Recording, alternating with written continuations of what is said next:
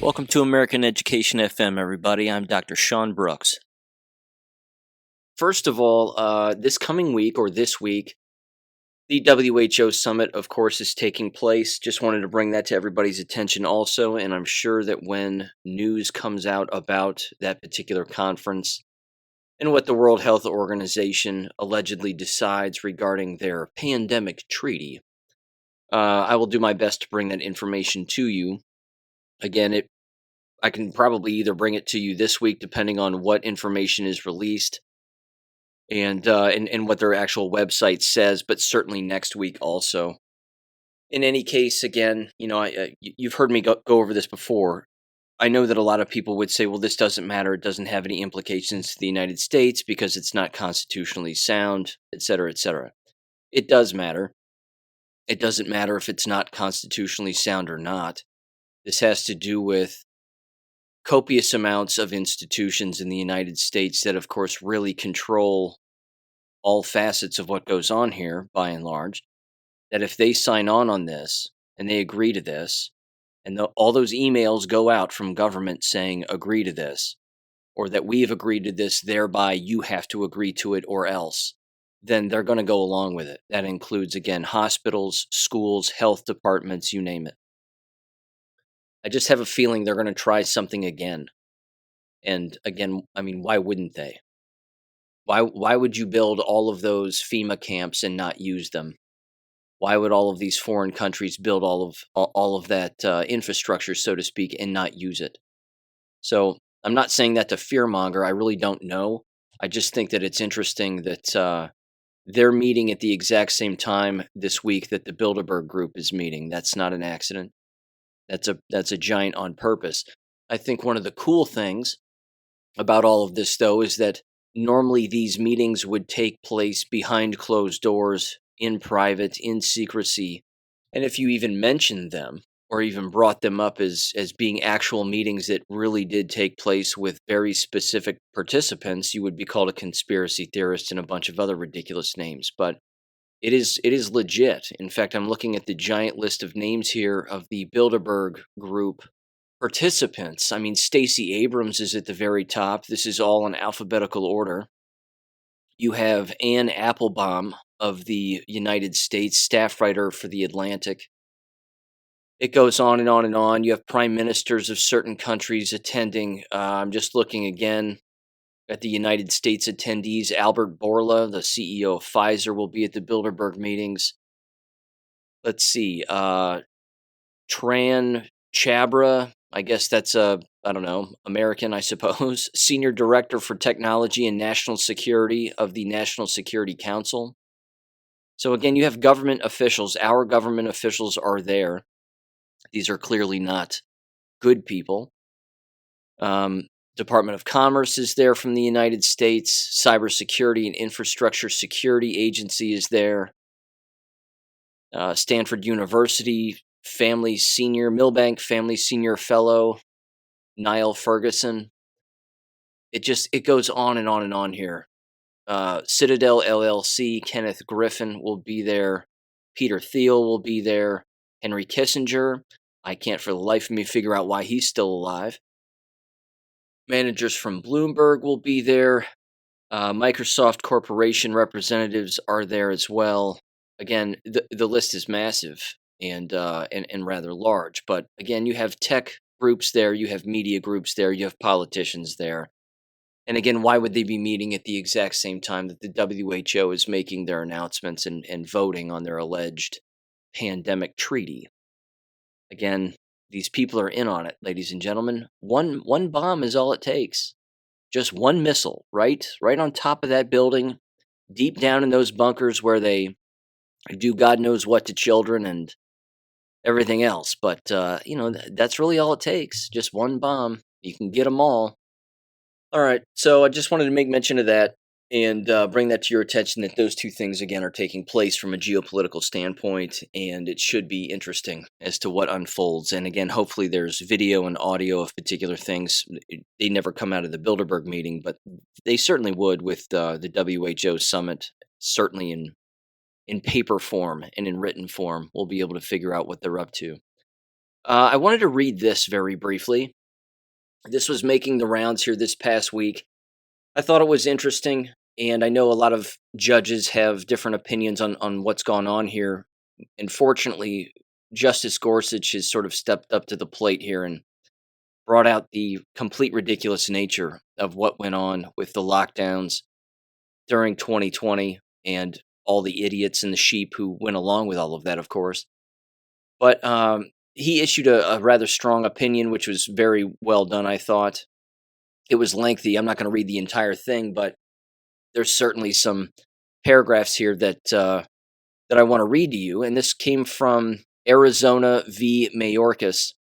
And here's what it says. It says that particular case is one of the cases dealing with Title 42 orders that severely restricted immigration to this country for the ostensible purpose of preventing the spread of COVID-19, quote unquote. And then it said, today the court issued a procedural order in the case, and Justice Gorsuch wrote a statement regarding that decision. It began with laying out the tortured procedural history and noting the problems posed by nationwide injunctions. And then he added the following here. He said, quote, since March 2020, we've had experienced the greatest intrusions on civil liberties in peacetime history of this country. Executive officials across the country issued emergency decrees on a breathtaking scale. Governors and local leaders imposed lockdown orders forcing people to remain in their homes. They shuttered businesses and schools, public and private. They closed churches, even as they allowed casinos and other favored businesses to carry on. They threatened violators, not just with civil penalties, but with criminal sanctions too. They surveilled church parking lots, recorded license plates, and issued notices warnings that attendance at even outdoor services satisfying all state social distancing and hygiene requirements could amount to criminal conduct. They divided cities and neighborhoods into color-coded zones, forced individuals to fight for their freedoms in court on emergency timetables, and then changed their color-coded schemes when defeat in court seemed imminent. Federal executive officials entered the act too, not just with emergency immigration decrees. They deployed a public health agency to regulate landlord-tenant relations nationwide. They used a workplace safety agency to issue a vaccination mandate for most working Americans. They threatened to fire non-compliant employees and warned that the service members who refused to vaccinate might face dishonorable discharge and confinement. Along the way, it seemed federal officials may have pressured social media companies to suppress information about pandemic policies with which they disagreed.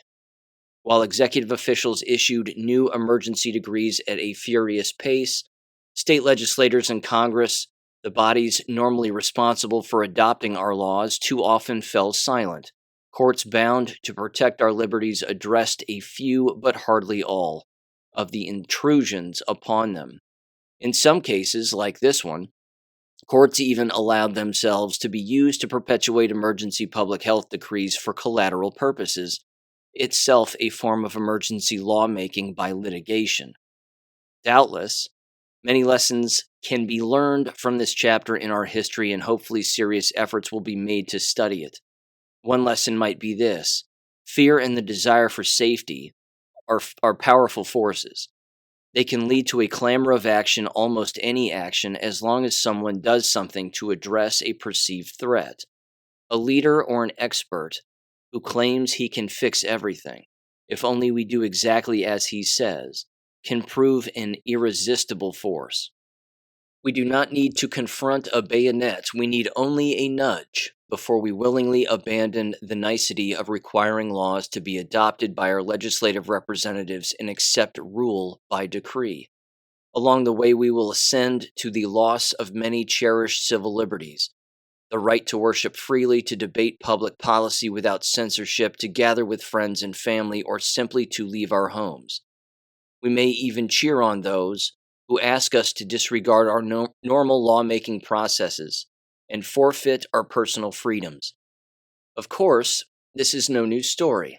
Even the ancients warned that democracies can degenerate toward autocracy in the face of fear. But maybe we have learned another lesson too. The concentration of power in the hands of so few may be efficient and sometimes popular, but it does not tend toward sound government. However wise one person or his advisors may be, that is no substitute for the wisdom of the whole of the American people that can be tapped in the legislative process. Decisions produced by those who indulge no criticism are rarely as good as those produced after robust and uncensored debate. Decisions announced on the fly are rarely as wise as those that come after careful deliberation. Decisions made by a few often yield unintended consequences that may be avoided when more are consulted. Autocracies have always suffered these defects. Maybe, hopefully, we have relearned these lessons too.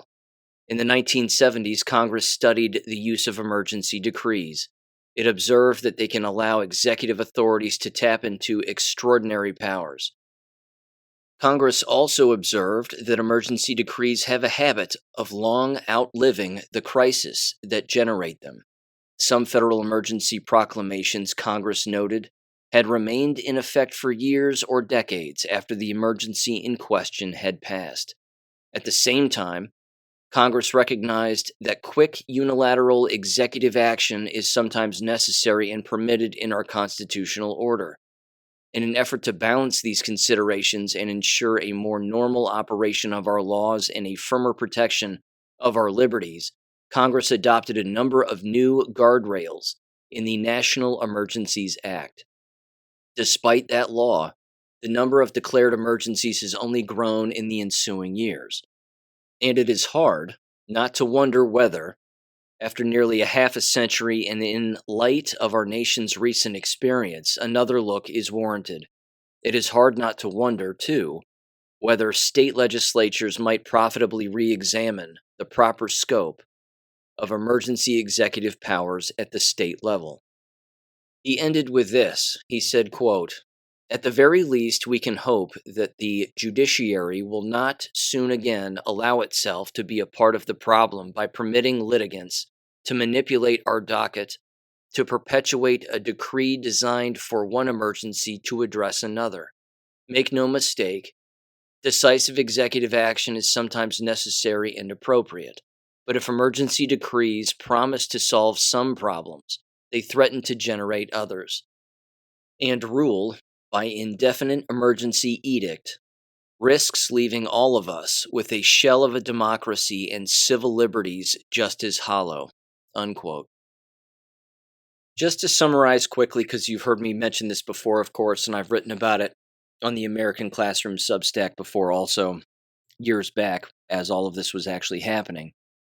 We had to experience this, and we had to see this because if you are aware of what the larger picture was and what the larger plan for all of us was, this is actually small potatoes compared to what they had planned for us. And we saw glimpses of it, of course, throughout this entire thing. We saw it fractured. We saw it in multiple pieces. What we didn't see was, again, what they ultimately had planned for everybody everywhere, which was everybody experiencing the exact same thing at the exact same time. You had some governments, again, locking people down and arresting people for going on a walk. That wasn't the case where I live. You could do whatever you wanted. No police officer stopped us. That wasn't the case. Fortunately, again, there are some local law enforcement individuals that refuse to enforce particular, whatever they are, ordinances or any other emergency decree that some local government decides. Again, I'm fortunate enough to live in a county where the sheriff said, we're not arresting anybody for not wearing a mask. That's not going to happen. So you can call us and say that the person isn't wearing a mask.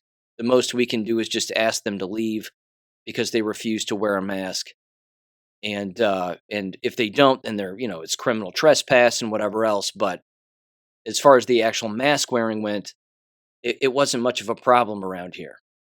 Again, everybody was wearing them, which was unfortunate, except for, of course, me and smart people. But unfortunately, copious amounts of other people were, and business owners were. But this was the perfect crime, again, because copious amounts of people just believed the fairy tale, and they had to see it. And frankly, again, when it comes to the larger plan at play here, and what they had again designed for everybody, not just lockdowns, but door to door vaccinations. You can't move unless you're vaccinated. With our chosen bioweapon, of course, for depopulation purposes. And then if you refuse, well, we're going to take you to a FEMA camp and we're going to lock you down. The same, again, visuals that we did see in China and in Australia and in the UK and certainly in Ireland and in other countries. I mean, they were packing people into hotels if they were COVID positive, quote unquote, and they couldn't leave. Same thing in Canada. This was happening lots of places, and you couldn't move, but it wasn't happening everywhere. And again, it's always been the individual American who gets to stand up and say no. That's the larger point.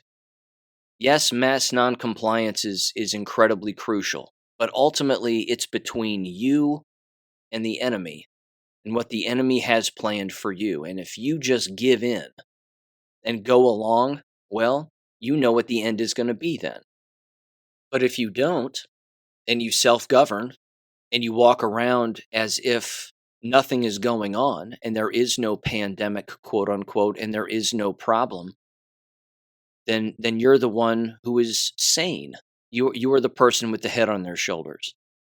And there are endless examples of those individuals existing and continuing to exist and continuing to see again the much larger problem that is taking place here. And I'll tell you what, it's a nice segue into what I have right here at the beginning regarding education, because I have a lot of very good news. You've heard me say this before, that one of the compliments I've received regarding this show, and I'm certainly grateful for all of them, but one of them that I personally think is one of the larger ones just has to do with individuals who are homeschooling. And they want to homeschool, and they're right, they're right on the fence, and they see how bad things are, and they don't want to participate anymore in the K-12 apparatus, and they want nothing to do with it, and all they need is a little nudge.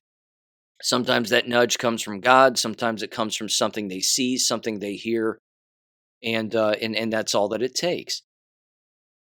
But I have one story here again from a listener of the show, and they've been listening for quite some time. They know who they are, and I certainly have to bring this up.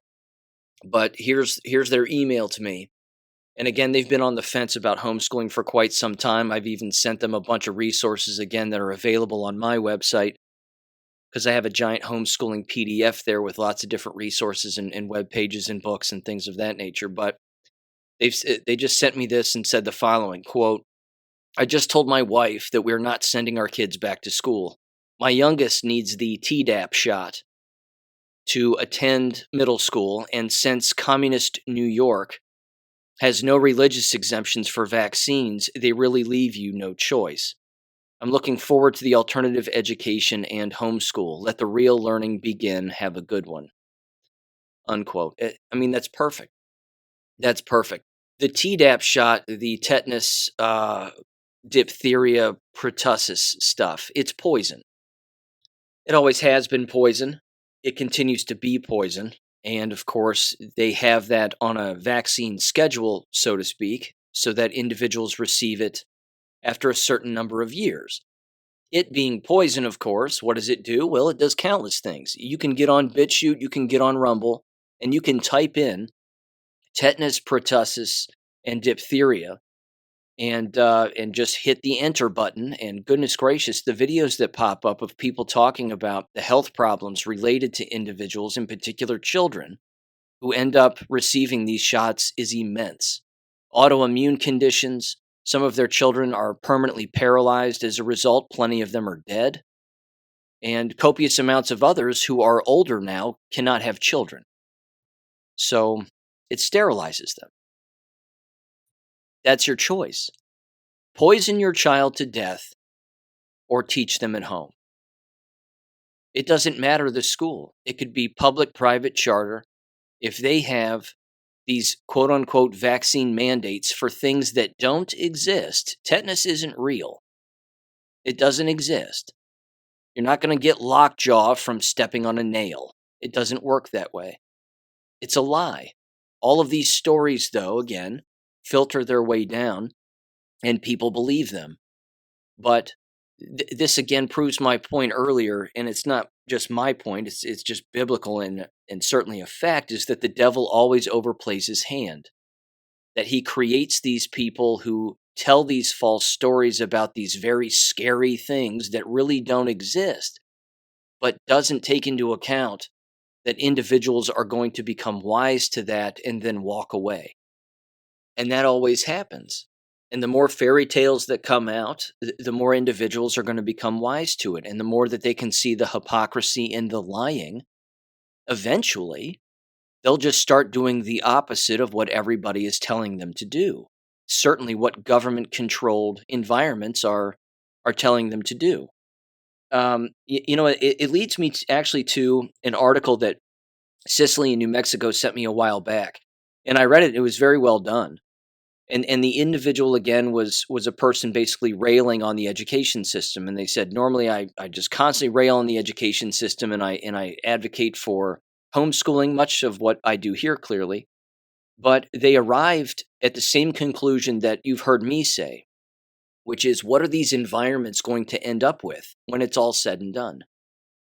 These environments are not ending up with, and by these environments I mean the school environment, both K-12 and university. They are not ending up with the smartest individuals, the wisest, the most conscientious, the most caring. These are not the individuals attending. The individuals who are attending, in particular, again, when they acquire the ability to read and write, you're really just left with the mentally and physically handicapped and the full-blown brainwashed. That's it. Again, listen to the last episode of that Westerville City Schools board meeting. Listen to those people. If you heard that episode, and I got a lot of feedback from that episode, you know exactly what I'm talking about. They have no idea what's going on. They have no idea the kinds of students that are in their school buildings. They have no idea how they've all been brainwashed as adults because they were brainwashed as children, and now they're passing that on to copious amounts of minors who they're not even related to. And they're fine with it because they don't know any better. They don't know what's happened to them.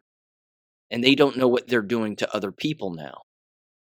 Cicely even mentioned to me that she ran into a former student of hers who is either now in 5th grade or was in 5th grade, but their parents pulled them out of school permanently back in December. And now they're homeschooling. What a perfect age. What a perfect age to homeschool, right after elementary school before everything gets super gay and super retarded. Because now they have the ability to read and write. We have the technology at our fingertips in order to really investigate and find the real truth with some guidance along the way. Don't use Google, for example. That's one of the skills. Never use Google. And and it just brought a smile to her face. And she said, "This is just fantastic. What a great thing." More and more people are walking away on a day in, day out basis. And it doesn't just have to be what the school environment in their local area is doing that causes them to change their minds. It could be copious amounts of things. Let me give you another one. And this is not a good thing. This is a very terrible thing. And this is unfortunately something that does happen across the nation with regularity. But recently, just within, I think last Friday, this local school district in the town where I live had a 7th grade girl kill herself. Now, that's really all I know about the situation. I don't know anything else beyond that. There was, again, an alleged rumor that the individual thought that they were gay or was gay, and that maybe they had been bullied in the past. Whatever it may be. The point is, and I've written about this in every book I've written, and I've said it numerous times, it is the K-12 environment that makes children this way. Yes, there are other factors, of course, that go into it, without a doubt. The home life, the family life, etc., etc. But when you have the Secretary of Education at the Department of Education, Miguel Cardona, tweet out that American school teachers know what's best for children more so than parents. And he said that. That is a thing. He believes this. This is his approach. He of course couldn't be more wrong because again, it is the environment that breaks children. Keep in mind, this is the same environment that says children are resilient over and over and over again. Children are resilient, they're resilient, they're resilient. Well, the children are always resilient. How resilient was that 7th grade girl? And if they were bullied, fixing that is remarkably easy to do if you have an administrator who doesn't have his head completely jammed in his ass. The problem is that many administrators do. They feel like their hands are tied, some of them might say. Bullshit. No one's hands are tied. You can very easily and very quickly set the tone in a school building regarding violence in school. You've heard me mention it again 1,000,000 times on this show, and I don't even have 1,000,000 episodes. All you have to do is get a microphone, speak over the PA system to the entire building, and say something like, if anyone reports any bullying whatsoever to me, or to this administration, or to their teachers, let us know. We will investigate, and that student will be suspended. And then if they do it again, they will be expelled, and we will recommend them for expulsion. This is not tolerated here. Again, I really don't care. Me personally, I don't care about what the individual, again, believes or doesn't believe about themselves or their sexuality or whatever. They're not really gay. They're just, again, a lot of it's cliquey, so they think, because again, they've been brainwashed into believing that via society and of course all of the gay things that everybody sees in the school environment. But with all of that aside, if you just look at the violence aspect and just the aspect of bullying, it could be fixed in an instant. In an instant. And then, if the person is suspended, you tell the whole building. Does anybody know so-and-so? They've just been suspended. And here's what they did. That's it. See? Told you. And then you hang up the phone, turn off the PA system, and go right back to where you were. Again, this is the environment. This is what the environment could do. Now, that sounds a bit like prison even still, but if prison wardens did the same thing in prison, you might not have as much violence in prison. I don't know that for a fact. I'm just opining on that, but it's possible. Either way, the homeschooling family is laughing at all of this and saying that's not our problem. We communicate with our children. We tell them the difference between right and wrong. We point things out in society that are immoral, and this is how we go about raising our child. The problem is that you have constant parents who believe that government is the parent and that government knows best, which is, again, it's all of these parent bootlickers who come up to the microphone during school board meetings and beg to have particular things exist within a school for their child. What are we going to do about field hockey? We need girls' field hockey or my daughter will be devastated. If your daughter is going to be devastated by having a stick and a ball removed from their life, your daughter is retarded. It's that simple. They're just retarded.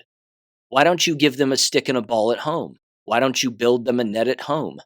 Have them hit a ball with a stick into a net at home. What's the problem? Well, they have to compete and they like to compete. Great. Then go down the street and get a bunch of other girls together and do the exact same thing. Have them all hit balls with sticks into nets, and then everybody will just feel better. Again, what is the environment going to be left looking like in the future? Look how bad it is now. This can't be fixed. Which again leads me to a previous point that I've mentioned, which is Donald Trump. Why has Donald Trump not come out and openly said, homeschooling is clearly the healthiest option for many Americans. It's not a viable solution for some Americans. Again, dual family, single parent, working all the time, in particular if the child is severely handicapped in one way or another. Not a viable solution in those situations, which means what? It means that's exactly what the K-12 environment is going to be left as in the future. It will be just for those students.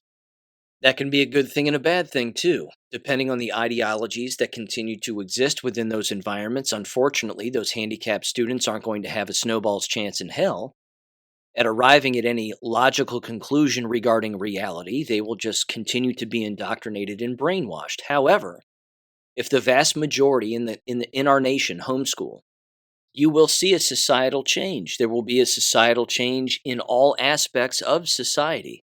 Elected officials will change because they will be the product of homeschooling environments. Again, I'm talking generations now down the line. Businesses will be run by homeschooling environments. Major corporations may be the exact same thing. They will not be the product of American K-12 public schools. And they probably won't be the product of brick and mortar universities either. This is the way forward, I think. I continue to firmly stand on the fact that this is the way forward. And more people are taking back control, giving government a middle finger, and saying, we're the parents. We are the parents, not you. Maybe we were in a haze for a little while. Maybe it took us some time. Maybe we, again, continued to learn a copious amounts of things, but enough is enough. And now we're taking back complete control. And those are just, again, the two examples I just brought up are two perfect examples of parents taking back control, without a doubt.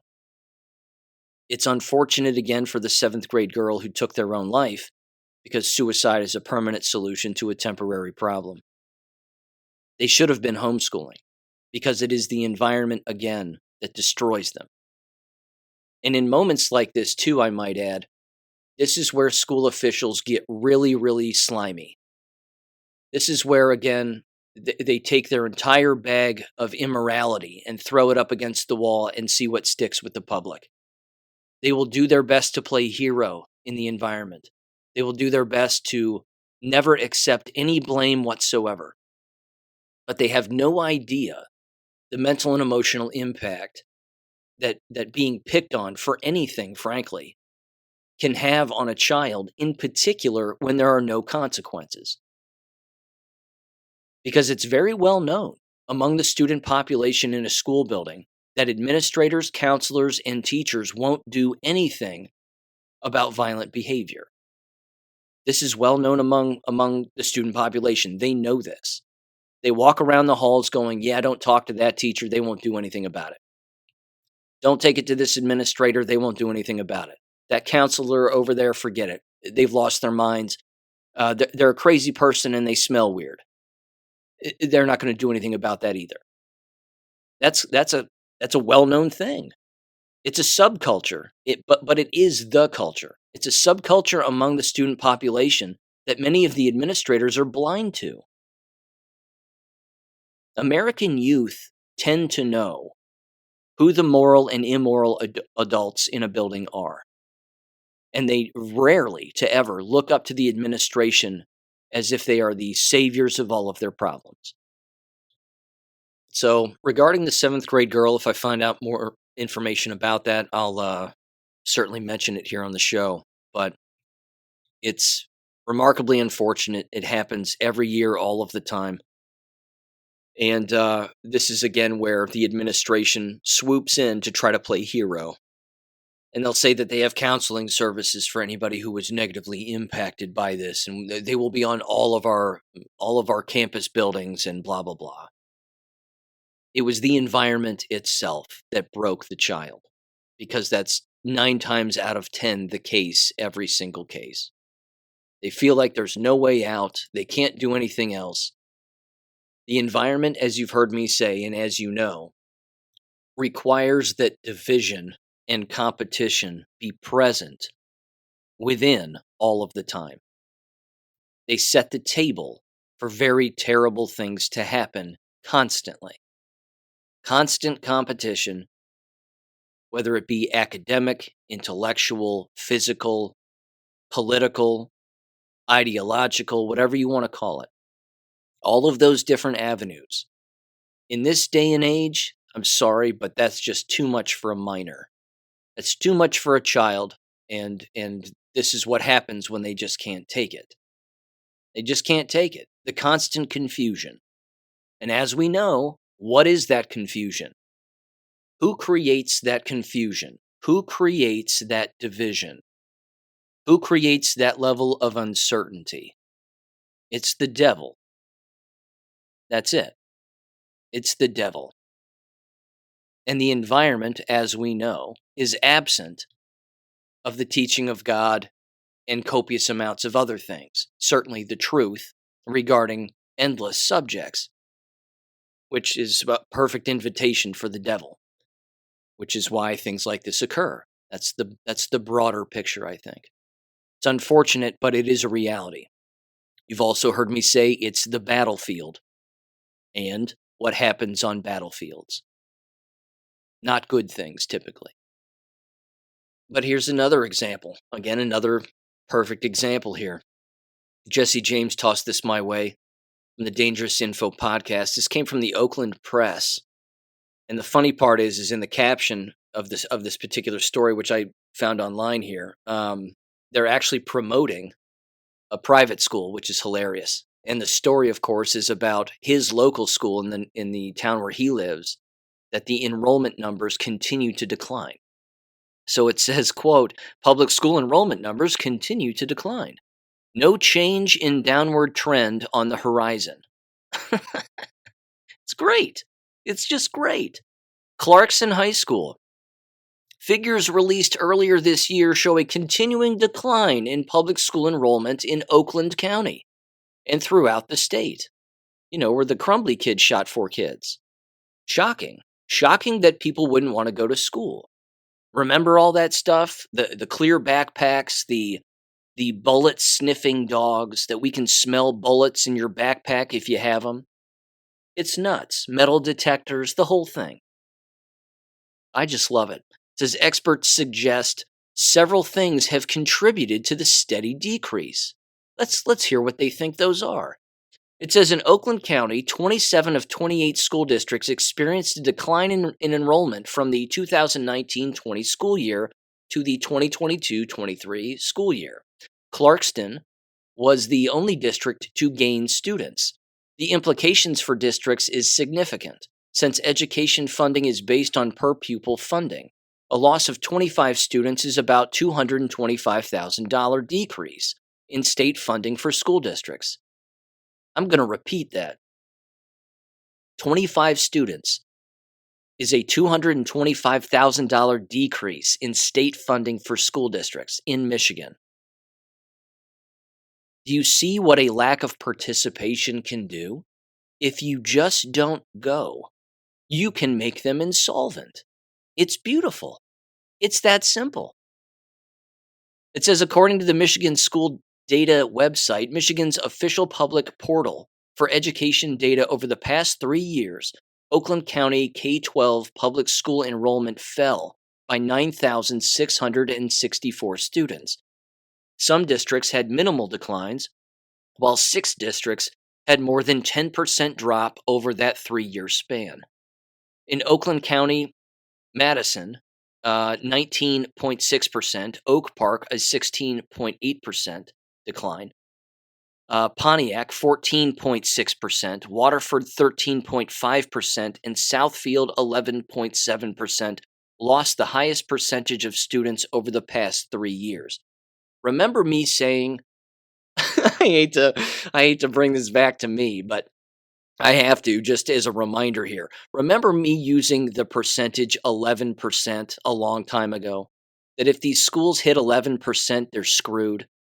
Because it'll never drop below that ever again. They'll either maintain at around 11%, but in this case, they're as high as 19.6%. They're finished. They're absolutely finished. It's glorious because it forces the hand of the parent to make another choice and make another decision. I love it. I love it. I mean, this just, it puts a giant smile on my face every time.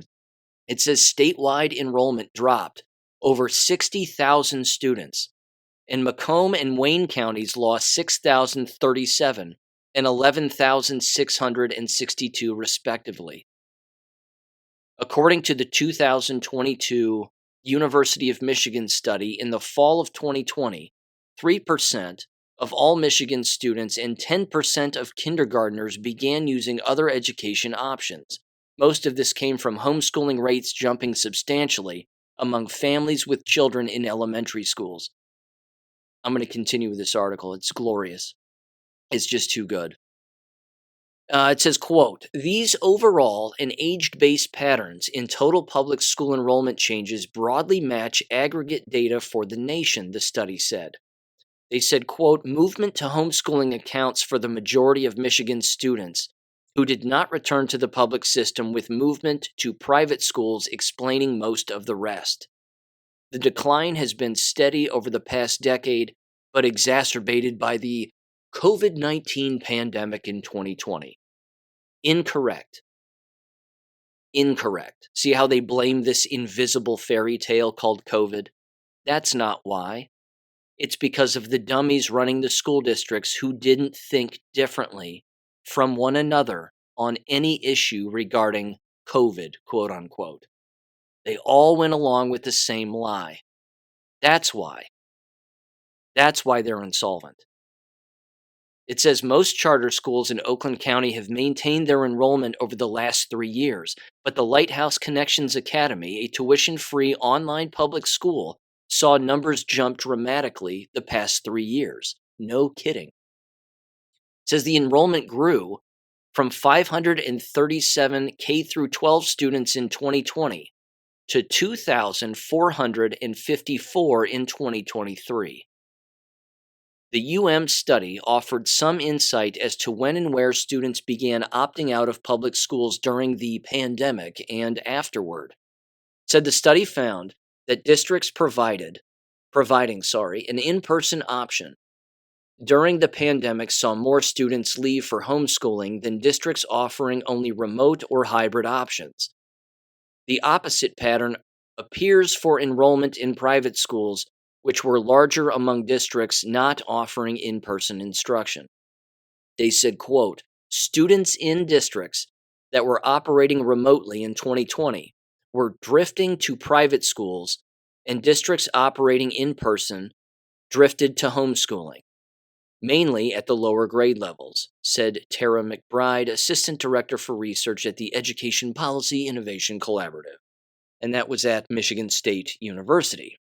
It says Pontiac Superintendent Kelly Williams acknowledged that many factors led to the exodus of students, and administrators are continuing to work on solving the problem. Good luck. Good luck, dummies. You're not going to be able to solve this one. More rainbow flags isn't going to do it.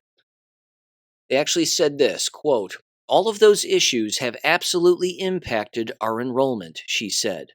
"We continue to address the situation, evaluate, and provide wraparound supports for our students and families to ensure our students' needs are being met," unquote. There is nothing to suggest the decline in enrollment will end anytime soon, the article says. Quote, "The decreases that have been going on for the last 10 years are probably going to continue at a similar rate, mirroring population trends and people having fewer children," said McBride. Now that's true, except that's not the real answer. Because again, this is now government blaming the home. See, the schools love blaming the parents. Well, you're not having enough kids and you're not sending them to us, which is why we don't have enough money and we can't keep the lights on and employ people and blah, blah, blah. They don't ever want to look inward, that it's their own policies, procedures, and lack of education that's the real problem. It says in Michigan, births slipped from 153,000 in 1990 to 114,000 in 2026, the birth year for most children who started kindergarten last fall. Quote, "We will continue to see an enrollment decrease, but not at the stark rate there was during COVID. But it doesn't look like we will be regaining those numbers that we lost," said McBride, unquote. Do you see how they don't accept any responsibility for abusing children? mean, it's none. It's none. They accept no responsibility. Yes, we masked them. Yes, we gagged them. Yes, we told them to stay a satanic 6 feet apart. Yes, we told them to walk around with plastic dividers and not even look at each other in the face and not even recognize their own best friends.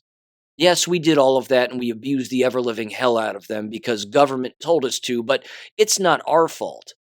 It's because parents aren't having enough children these days. That's why. They bounce around the issue like pathological liars. If you put these people in an interrogation room with me, I would have a field day with them. I would love it. I could wear a little badge that says detective. I could I could start questioning them and get them to eventually break. Eventually I would get them to break. I would say something like, "So, with all of the things you've said as to why you've done what you've done, do you think for a minute that maybe you did it wrong and that maybe all of it was a giant hoax and that actually you were just abusing children when if you'd have done this in 2019, you would have lost your job? But because government told you to do it in 2020 and every year after that, it was okay?" And just watch them just break. They would have to, because they're bouncing around the issue here because they have nothing left. They have to avoid, they have to evade. This is what they have to do. And speaking of that, you guessed it, Miguel Cardona yet again. He was on Capitol Hill testifying and getting grilled from, again, a lot of these people in Congress. Now, I will say this. This happened last week, but I think it was the 19th, if memory serves. But I will say this. Of all of the committees that exist in Congress, the least entertaining is the Education Committee. Because all of these individuals in Congress believe things that aren't real, like the good school children they were. And now they've made their way into politics where they still believe things that aren't real and still support things that don't need supporting. And the line of questioning is typically very bland. They basically are kind of like a watered down Fox News. When Fox News has a segment talking about the perverse books and the amount of money that's going to a particular thing and whatever else it is. That's essentially all they bring up on a constant basis. They'll bring up student loans and a few other issues, but it's all just sort of very, very bland. You're not going to hear these politicians grill the education secretary again the way that I would grill an administrator in an interrogation room about masking and child abuse and all of the atrocities that have taken place this entire time. The problem also is that they much like the individuals in that article that I just read, they blame the COVID pandemic, quote unquote, for all of the lost learning. All of the lost learning that took place, it was all from COVID and it was all because of the lockdowns and the masking and all of that. They will bring that up from time to time. But one of the things that Cardona brought up in the testimony is he openly stated that the Department of Education is not a political entity. Now, who out there believes that? I mean, no one with a brain actually believes what he's saying there. But this audio that I want to play right now, again, about 5 minutes long, they're talking about the Attorney General's memo regarding the surveillance of parents in XYZ along with the FBI. So give this a listen and I'll bounce in on the other end. Thank you, Madam Chairman, and thank you, Mr. Secretary, for being here.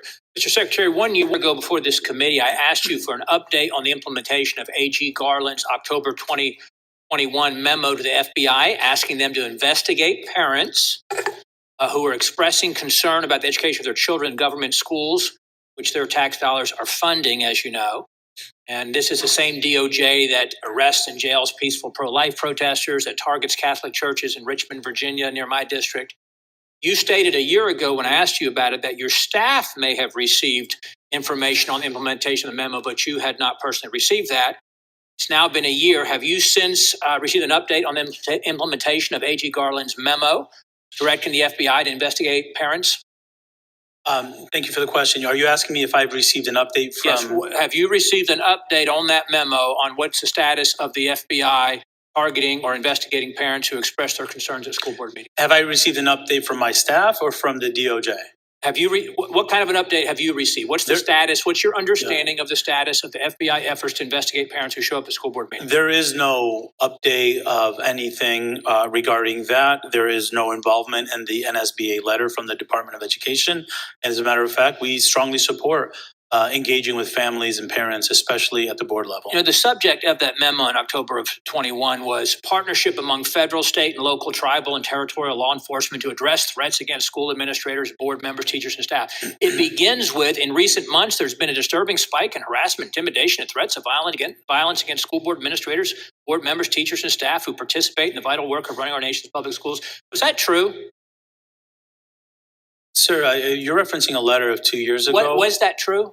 Can you repeat Are that? you aware of this big upswing in violence and intimidation and threats directed at school board members, teachers, and staff? Was that true? I'm focusing now, sir, on making sure schools you are can't getting... verify that or confirm that, being the Secretary of Education, that that's true. Right now, sir, in 2023, our focus is in making sure that our school boards have enough dollars to provide the funding to their schools. Do you support AG Garland's directive targeting parents who show up and express their concerns at school board meetings? Sir, if you have questions for the Department of Justice, I would. You are the Secretary of Education. Do you support his memo targeting parents who show up at school board meetings to express their concern to their school board staff? I have complete confidence that our Department of Justice is well positioned. So you don't support it, apparently. You're not saying you support that. I believe that they're well within the right to do what they feel is necessary. My focus is on... So you think we should turn over parents to law enforcement if they show up to school board meetings to express concern about what's happening in their kids' schools? Thank you. Let me tell you what I feel. I feel parents are critical partners in the process of educating their children. Do you think parents have primary responsibility for the education of their kids? Absolutely. Primary authority for the education of their kids? Absolutely. Okay, so when a parent shows up to a school board meeting to express concerns, do you think that the DOJ and the FBI ought to respond by targeting those parents? Sir, I believe parents' engagement in board meetings, in school functions. Okay, so you're not saying yes, so I presume that you don't support that. Now, you as Secretary of Education, have you done anything to help protect the First Amendment rights of parents who show up and express their concerns at school board meetings without threat or fear of threat of retaliation from government or law enforcement? Yeah, have you done anything to help protect that? Yes. What have you done to help protect that? We communicate regularly with all stakeholders, including parents, including board officials, around the importance of engaging parents at a higher level than even before the pandemic, because I think parents know better than anyone else what the needs of their child are, and their engagement is critical. I'm glad to hear you say that. We certainly agree that parents know best. This October 4 memo from 2.5 years ago, or a year and a half ago, is just another example of how this DOJ under AG Garland has become a politically focused, weaponized justice system. In fact, you see, in my office was recently made aware of a report that staff and associates of Loudoun County schools, gosh, they're in the national news all the time, aren't they? It's a classic textbook example of education gone awry here at the local level. But they have orchestrated a campaign of smear attacks, their school board, against and harassment and intimidation against local parents. Of course, as you probably know, they posted on Facebook threats against parents, was in a Facebook group saying things like, this is school board, lives need to be ruined beyond repair. I'm so ready to show up with guns, LOL. Do you think it's appropriate for parents, for comments like this to be directed at parents? Parents have the right to communicate and be present at board meetings. I support parents communicating their thoughts and their displeasure. Would you support an investigation into this, what has happened in Loudoun County schools just recently? Would you support an investigation into that? We have the Office for Civil Rights that investigates if complaints are made, and we're happy to follow up on any complaints that are alleged. Would you support an investigation into this? If a complaint toward our Office for Civil Rights was filed, I would. Thank you very much. I yield back, Madam Chairman. Parents know best, he said. Parents know best. Really? You're under oath, sir. Because here on Twitter, at 4:10 p.m. on May 19th of 2023, you said, quote, teachers know what is best for their kids because they are with them every day. We must trust teachers, unquote. Teachers' kids, government's kids, and they know what's best because they're with them every day. He's an idiot. He's an absolute idiot.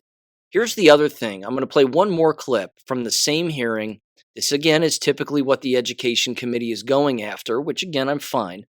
But you start asking questions about who's allowed to be in what bathroom and so on and so forth. Again, it's the typical stuff, and this is considered typical now, which is disturbing. Another sign that the entire system is collapsing. So give this a listen. This is about 3 minutes long or so. Thank you, Madam Chair. Thank you for your testimony. I'm going to, in the spirit of time, just go through a few yes or no questions, Mr. Secretary.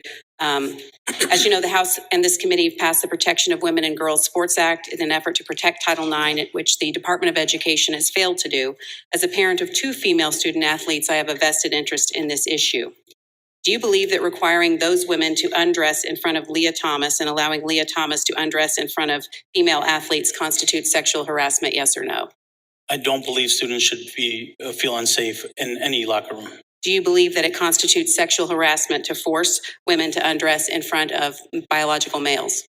I do believe forcing women to undress in front of biological males is a concern and sexual. Yes. So if Thomas identified as male, would requiring female swimmers to dress with him have constituted sexual harassment? Can you repeat the question? If Leah Thomas identifies as male, would requiring female swimmers to dress with him have constituted sexual harassment? I think I know the line of questioning, and I'd be happy to entertain. Just say yes or no. It's not a yes or no question for me. It is a yes or no question. Is it sexual harassment or not?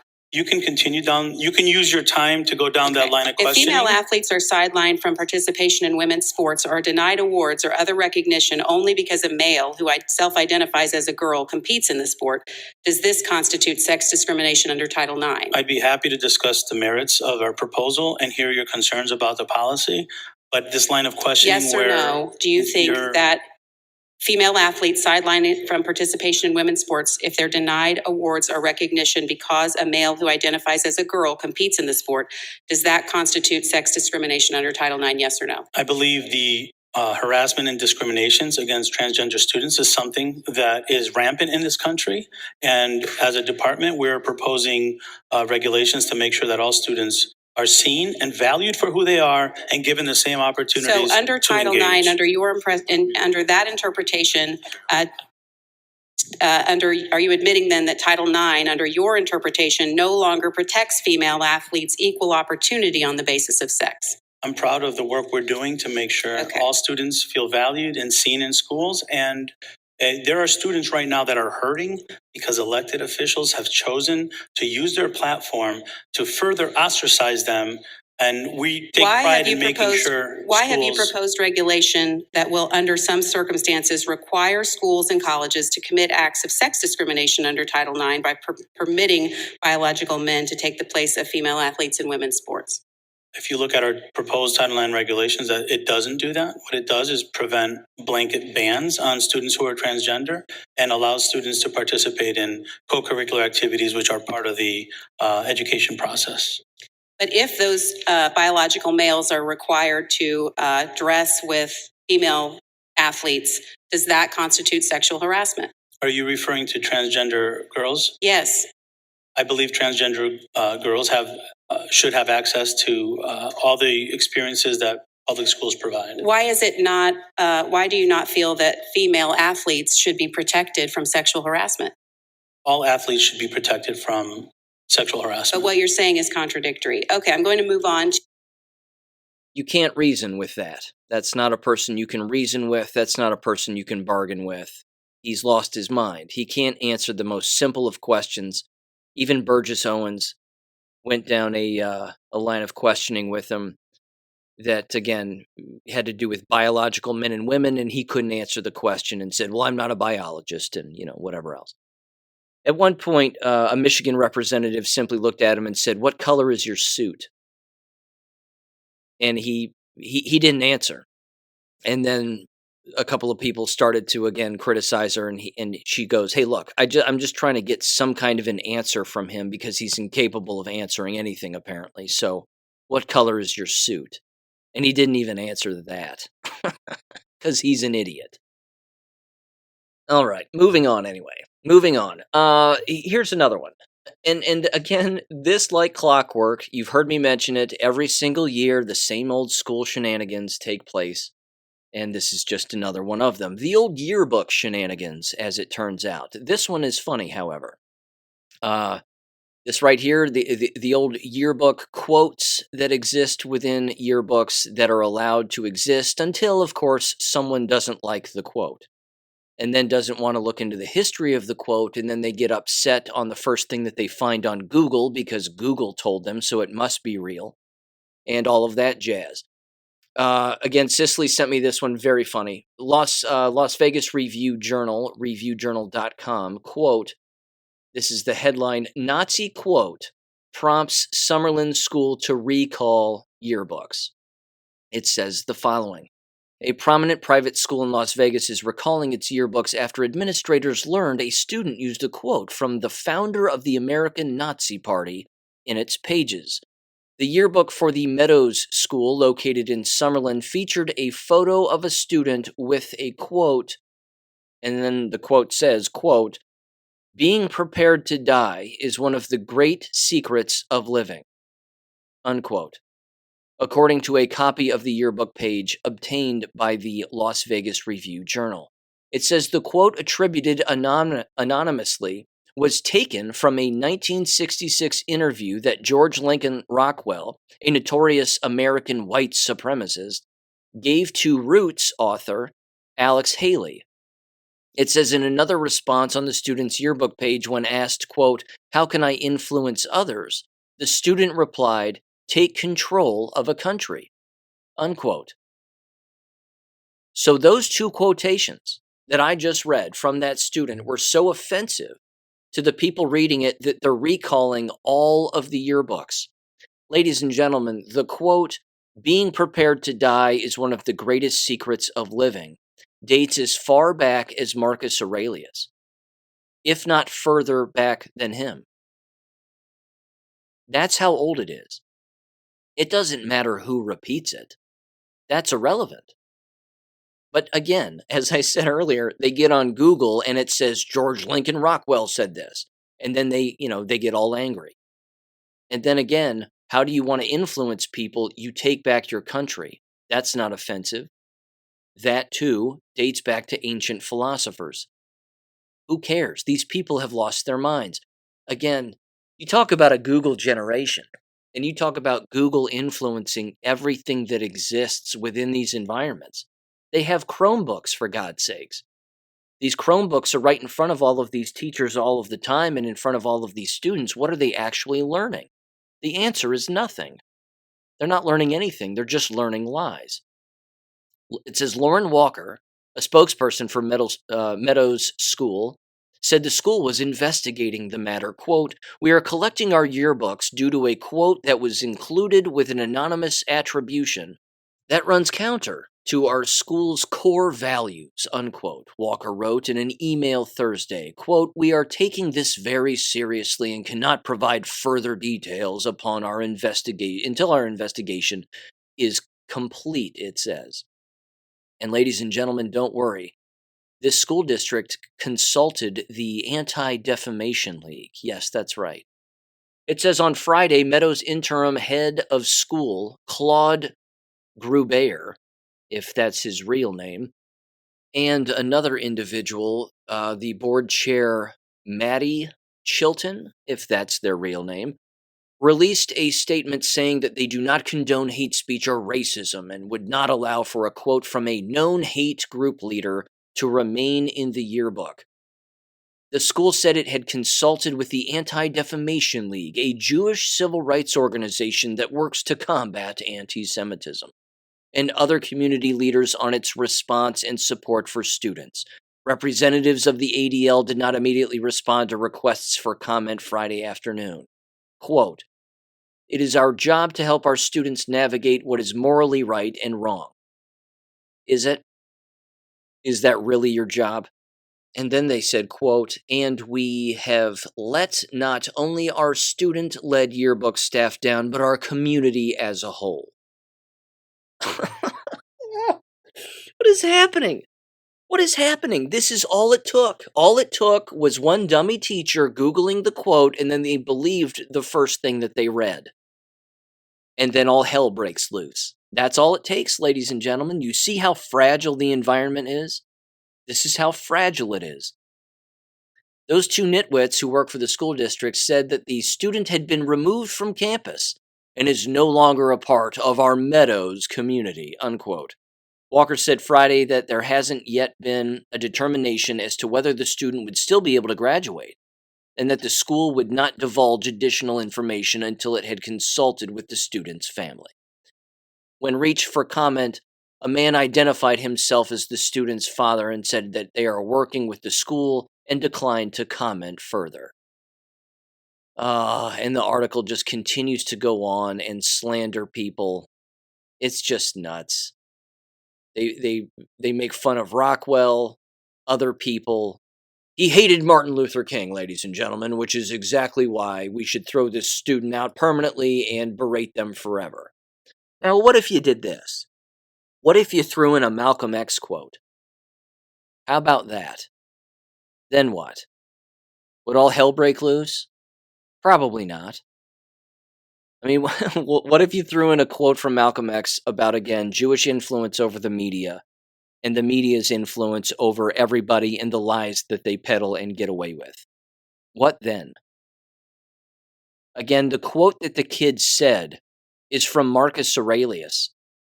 Now, I don't know about you, and I'm not great with math, but if memory serves, Marcus Aurelius was born and lived and died way before George Lincoln Rockwell, if memory serves.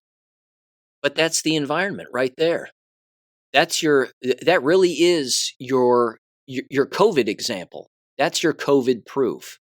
If a quote in a yearbook sends the entire environment into complete chaos, look what a COVID lie can do. It can destroy the entire business. It's incredible. That's probably the smartest student in the entire building, and the building just kicked him out. It's awesome. Congratulations, dude. You're going to graduate. They'll give you your stupid diploma, and then you're on to bigger and better things, and you went out with a bang. So as far as I'm concerned, kudos to you. Pat yourself on the back. Well done. It's a great quote. Both were great quotes. Okay, this one comes from The Blaze. Very quickly, Teacher of the Year. Yes, that's right, a Teacher of the Year charged with rape of underage student. Detectives say there may be more victims. Oh, here it comes. A California teacher has been accused of raping a 6-year-old male student. Detectives believe that the former Teacher of the Year may have sexually assaulted other victims. Tracy Vanderhulst was arrested on Thursday night on suspicion of having unlawful sexual intercourse with a 16-year-old male, according to a press release. Let's see. Booked into Central Detention Center in San Bernardino, and her bail was set at $30,000.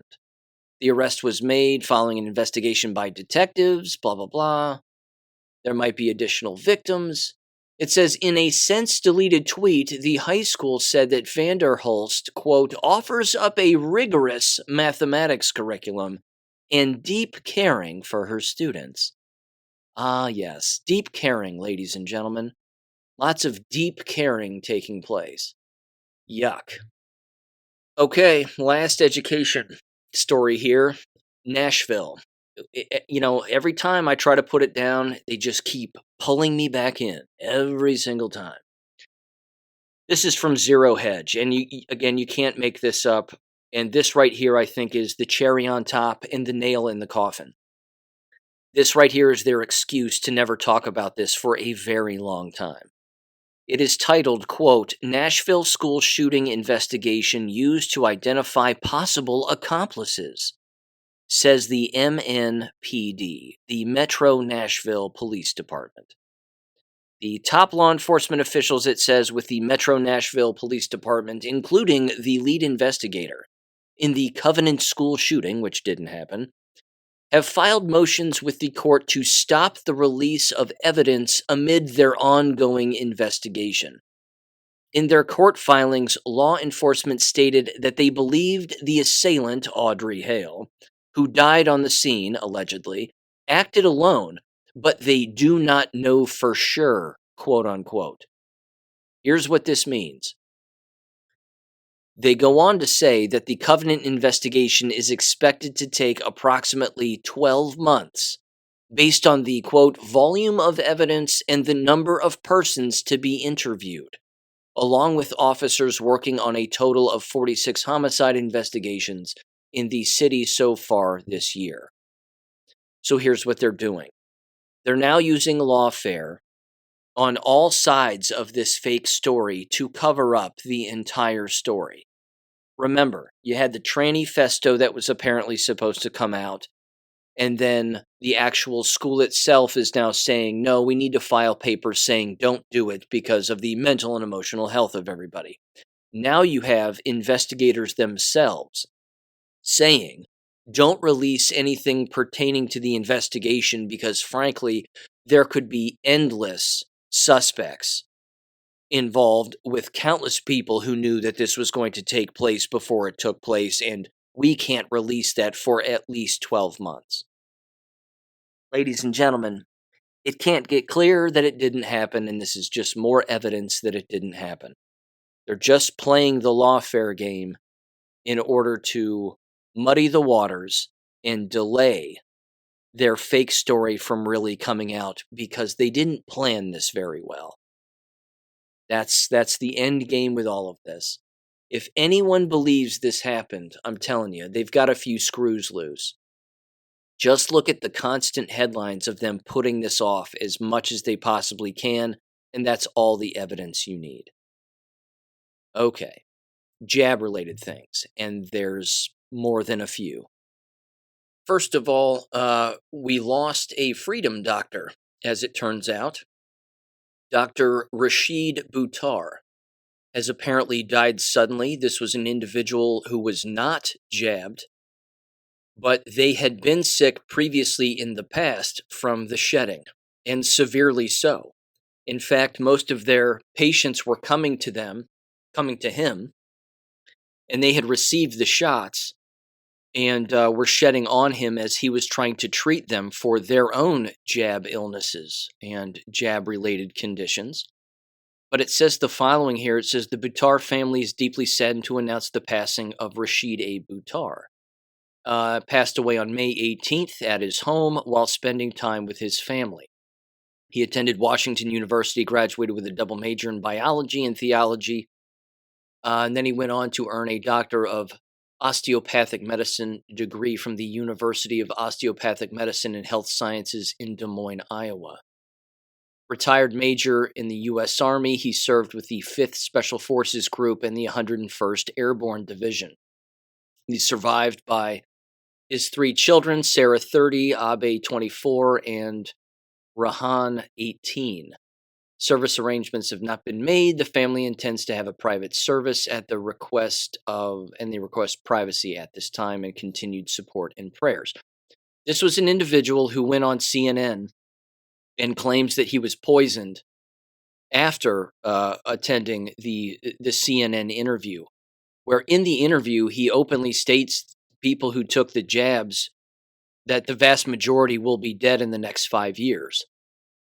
He openly calls it a biological weapon. He says this is not a vaccine that's intended to help anybody. It is hurting everybody who takes it. This is a depopulation agenda. He openly came out and said it on CNN.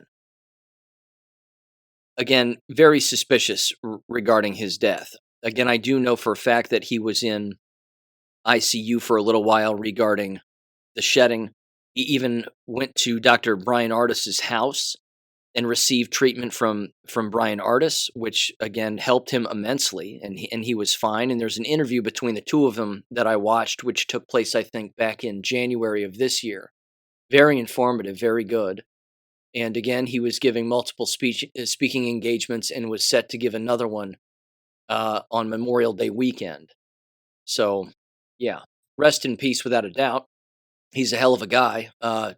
Certainly seeking the truth and helping as many people do that as humanly possible. So there you go. And speaking of telling the truth, of course, and exposing that to numerous individuals regarding the COVID jabs, This is from back on April 11th, and there's a particular quote in this which I think is remarkably informative that people should take to heart and pass to as many people as possible. But this is from the Florida Standard, and it's titled 600,000 Americans per year are dying from the COVID shots, says a top insurance analyst. A couple of paragraphs here.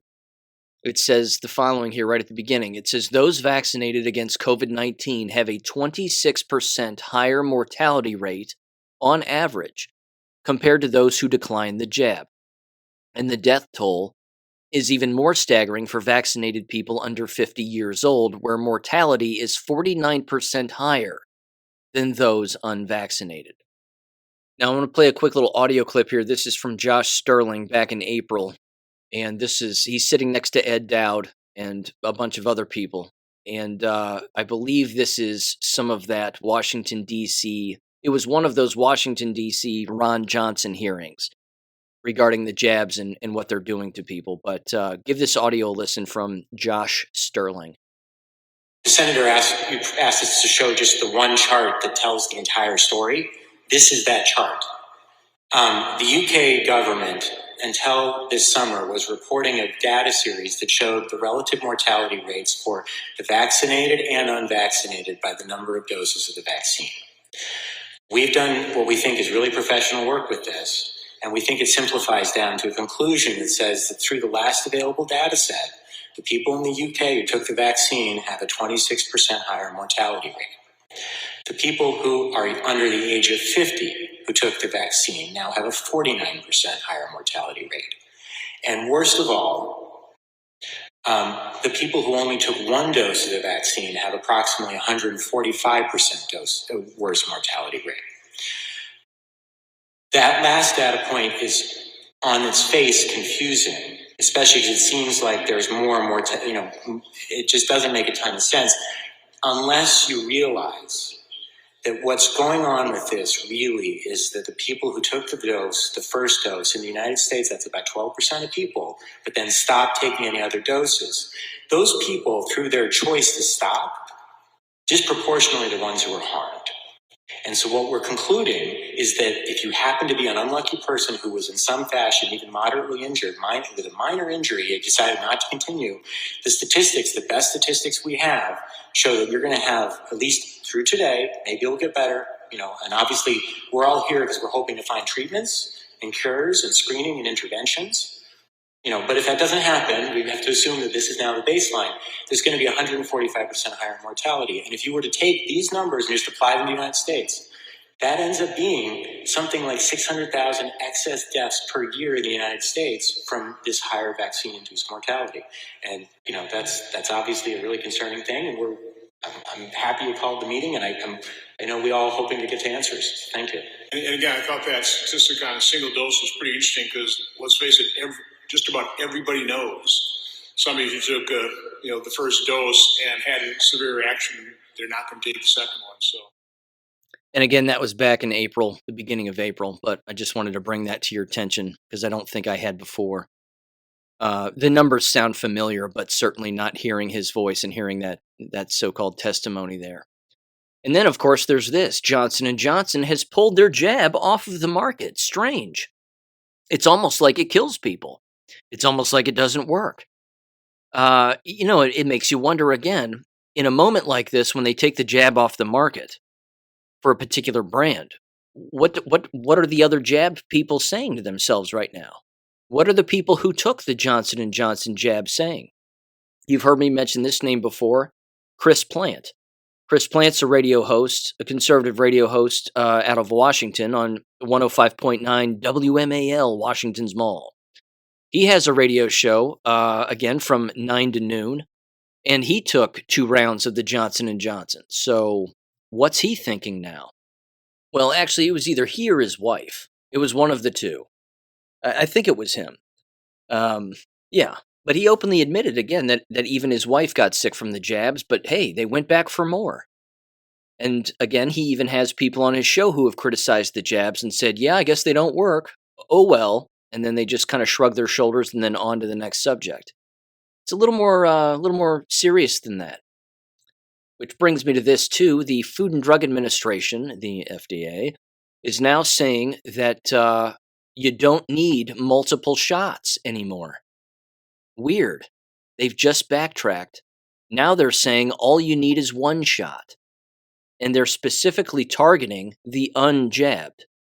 So they're telling the unjabbed, hey, look, you don't have to worry about a second or a third. Just get the first one. Just get one, and you'll be fine. That'll be all you need. Because there's too many variants now, and, well, the other shots have done what they've done, kill people. So just take one, and then you'll be okay, and you should be 100% fine from the original Omicron variant. Just more lies, more fairy tales, anything to get the unjabbed jabbed. That's all they're interested in. It says what you need to know. Most individuals, depending on age, previously vaccinated with a monovalent COVID-19 vaccine who have not yet received a dose of the bivalent vaccine may receive a single dose of the bivalent vaccine. So it's an all-in-one kill shot now. No, I'm good. I'm fine being a pureblood. It's worked out just fine. I'll wrap up with this. This is both jab and education related, as you would expect. This comes from the Sydney Morning Herald from New South Wales, Australia. And I think this is what we can expect in the future, ladies and gentlemen, in the United States. It's been happening for quite some time, of course, throughout this entire lie and the jab rollout and everything, but it's ramping up, and the excuses, of course, are getting longer. This is titled, Hundreds of Students Return to Remote Learning and Masks Amid COVID Outbreaks. Can't make it up.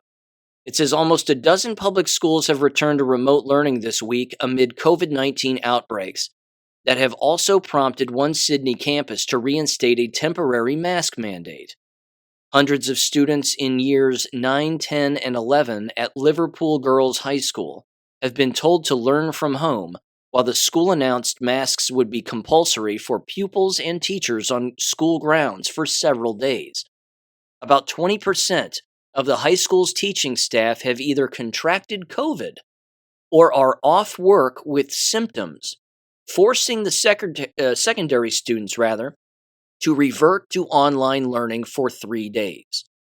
The New South Wales Department of Education spokesperson said teacher shortages were a factor in the decision to move some year groups to at-home learning. Quote, "We are working hard to get to the root cause of the crisis to ensure disruption is minimized," they said. The decision to return to COVID-safe measures at a school is made after a thorough risk assessment with the well-being and safety of students and staff are key consideration. We know the best place for our students is the classroom, they said, but learning from home is used for a short period of time when increased cases impact a large number of staff and students. You're dying. You're dying. That's what that is. There's no COVID. You're just dying. You have a compromised immune system. It's wiped out. And if someone so much as looks at you strange, well, you get ill, because that's what having a compromised immune system, or AIDS, is like.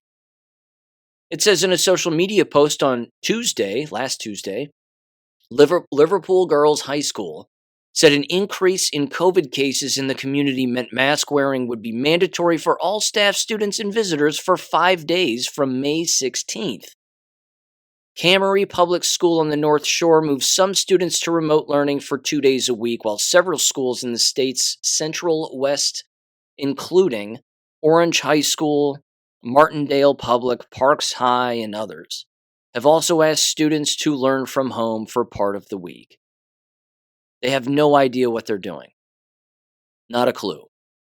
They're gagging themselves, they're depriving themselves of oxygen yet again, while they're already immune compromised from being jabbed. Because remember, in Australia, if you're a teacher and were a teacher during that time, you had no choice but to take the shots. You had to. Which means you either left the profession and survived, or you remained in the profession, took the jabs, and now look what's happening. This is going to happen in the United States on a grander scale. It's already happening. It's already constant. University campuses, K-12 environments, there's no avoiding this. And one of the tells, which you've heard me mention before too, is the time of year in which a person gets sick. Because an immune-compromised individual, it doesn't have to happen in the fall or the winter or even the spring. They can get deathly ill in the middle of summer when no one is sick. No one with a functioning immune system really becomes ill in the middle of summer. But I guarantee it's going to happen with copious amounts of education faculty at the university and K-12 level this summer without a doubt. It's going to be an interesting school year next school year. It really is. I know we're not even to summer yet technically, and the school years are pretty much coming to an end right now, but I'm telling you what, it's going to get real hairy in the future. But then again, that's just my 2 cents. I could be wrong. 2 final things, actually, very quick. Very funny story. AJ sent me this. I want to read this very quickly. What are the odds, ladies and gentlemen? What are the odds that this would have happened? Absolutely incredible.